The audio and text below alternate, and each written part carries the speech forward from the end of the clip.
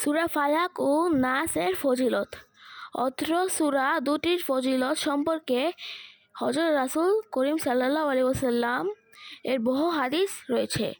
এক হাদিসে রাসূল সাল্লাল্লাহু আলাইহি ওয়াসাল্লাম ইরশাদ করেছেন, যে ব্যক্তি এই সূরাদ্বয় পাঠ করবে তার আমলনামায় 20 বছরের মকবুল ইবাদতের সওয়াব লিখে দিবেন।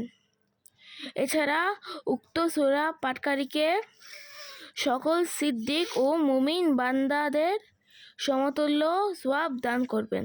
রাসূল সাল্লাল্লাহু আলাইহি ওয়াসাল্লাম বলেন, যে ব্যক্তি দৃঢ়তার সাথে এই সূরাদ্বয় পাঠ করবে তার আমলনামায় সমস্ত কোরআন শরীফ খতমের সওয়াব লেখা হবে।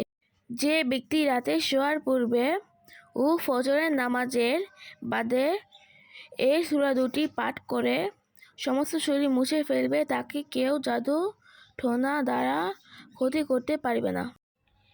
কারো উপর জিন পরীর আচর হলে অত্র সূরা দুটি 100 বার পরে পানিতে ফুঁক দিয়ে এ পানি রোগীর শরীরে ছিটিয়ে দিলে এবং 3 ঢোক পানি তাকে পান করালে রোগী জিন পরীর আচর থেকে মুক্ত হবে। কাউকে কেউ জাদু করলে ও জাদুতে আক্রান্ত হলে এই সূরা দুটি 7 বার পাঠ করে পানিতে দম করে তা ওই রোগীকে পান করালে এবং কিছু তার চেহারায় ছিটিয়ে দিলে আল্লাহ তাআলার ইচ্ছায় তার জাদু সাথে সাথে নষ্ট হয়ে আরোগ্য লাভ করবে।